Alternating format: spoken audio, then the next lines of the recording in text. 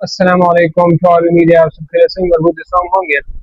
अच्छा, तो आज हमारा 7th लेक्चर है एप्लीकेड बायोलॉजी बेस कोर्स में बायोएनर्जेटिक चैप्टर का चमड़ा हमने उतार दिया है। जी, lipid metabolism, protein metabolism, glucose metabolism, इन सब पर लेक्चर भी दिए और एक एमसीक्यूज पर एडमेंट वीडियो भी बनाई है, जो कि इस पीडीएफ में हमारे पास 25 नंबर एमसीक्यूज है कि हम 16 कार्बन पैल्मेटिक एसिड से कितने एटीपी एनर्जी बना सकते हैं। वो लाजमी देख लिया, उससे एमसीक्यूज आते हैं।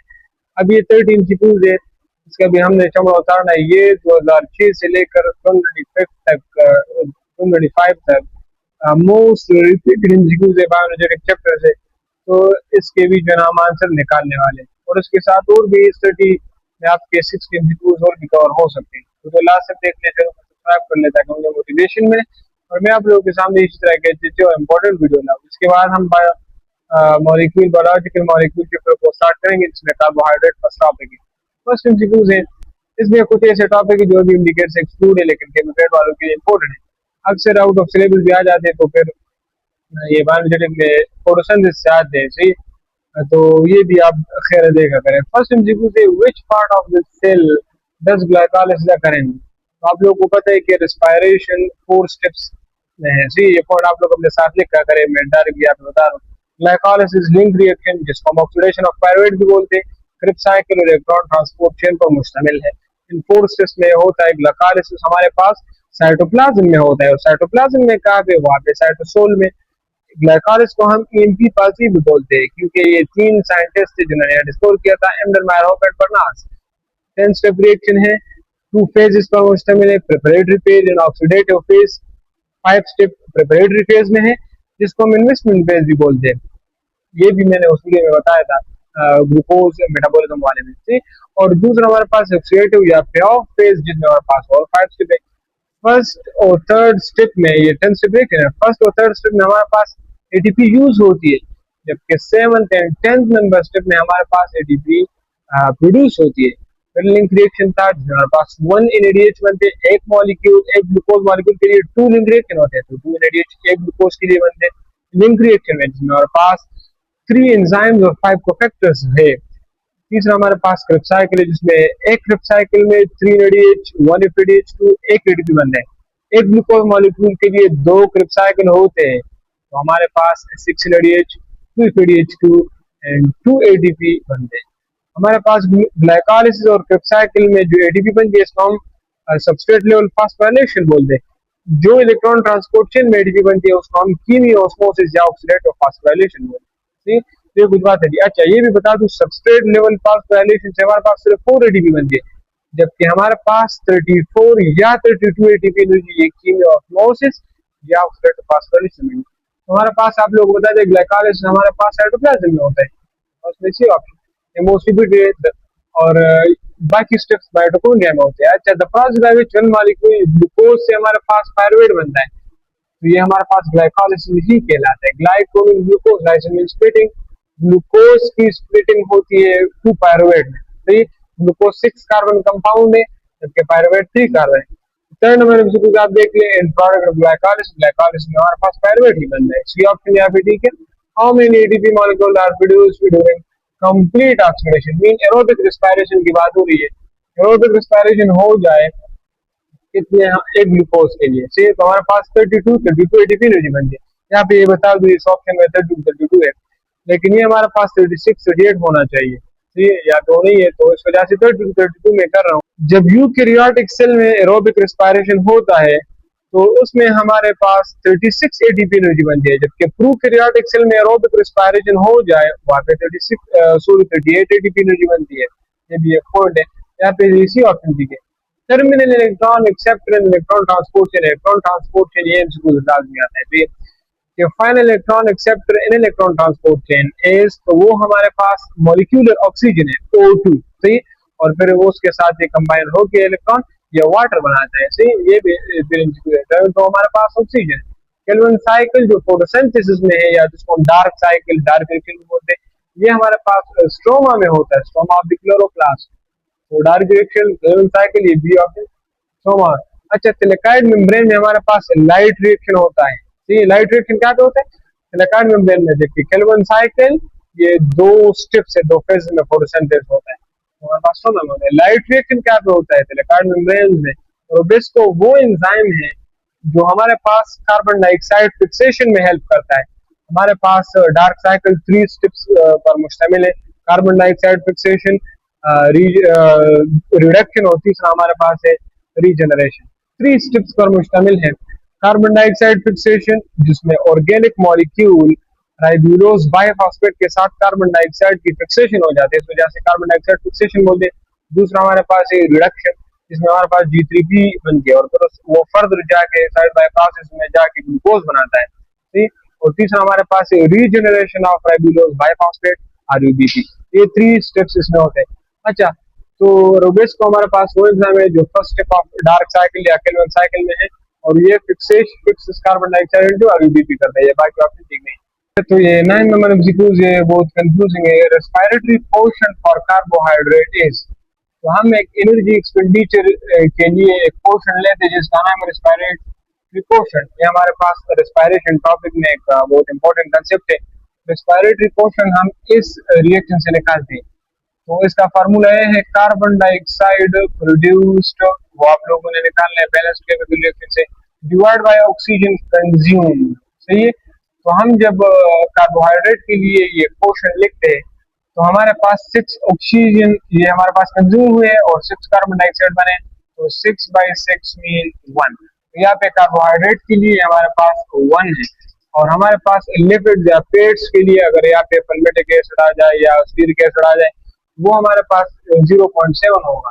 प्रोटीन के लिए ये 0.8 मेजरली आता है, और ऑर्गेनिक एसिड्स के लिए हमारे पास ग्रेटर देन 1 होता है, ये 1.5 में। सी बाकी एमसीक्यू यहाँ पे देखिए, the first stable product of Calvin cycle, तो हमारे पास केल्विन साइकिल में फर्स्ट जो स्टेबल कंपाउंड है वो हमारे पास है G3P ग्लाइकोल्डिहाइड 3 फास्फेट, जो कि इंटरमीडिएट मॉलिक्यूल है between photosynthesis and respiration. Photosynthesis में भी ये G3P बनता है, और रेस्पिरेशन की ग्लाइकोलाइसिस में भी आफ्टर 5 स्टेप्स ये बनता है ये मॉलिक्यूल। इस वजह से इसको हम एक इंटरमीडिएट मॉलिक्यूल भी बोलते हैं। ये एमसीक्यू अक्सर आ जाते हैं।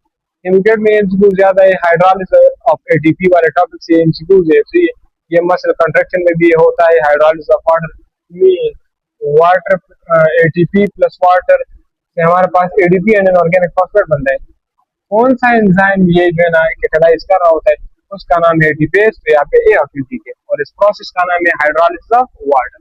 अच्छा, 12 नंबर एमसीक्यू आप देख ले, what is the name of the process by which cells generate energy from glucose.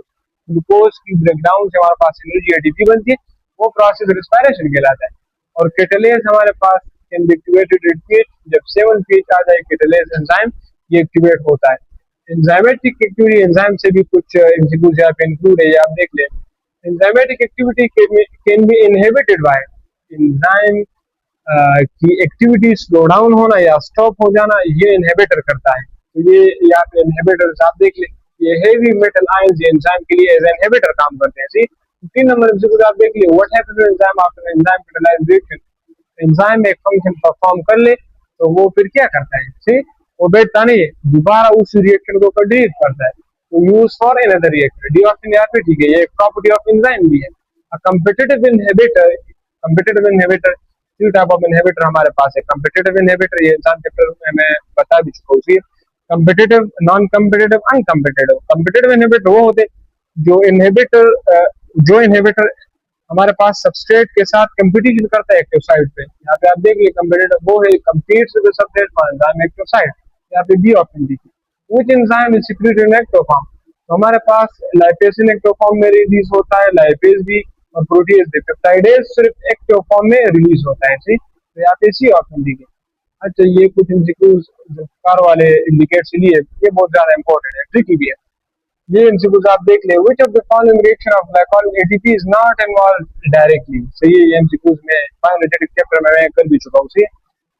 ये फर्स्ट स्टेप में मैंने आप लोगों को ये भी बताया है कि फर्स्ट और थर्ड स्टेप ऑफ ग्लाइकोलाइसिस में हमारे पास एटीपी कंज्यूम होती है, एटीपी कंज्यूम, जबकि 7th एंड 10 नंबर स्टेप में हमारे पास एटीपी यूज होती है, ATP produced, sorry ATP produced. ये फर्स्ट नंबर स्टेप है, तो फर्स्ट नंबर स्टेप में एटीपी इन्वॉल्व है, कंज्यूम तो हो रही है, इन्वॉल्व है।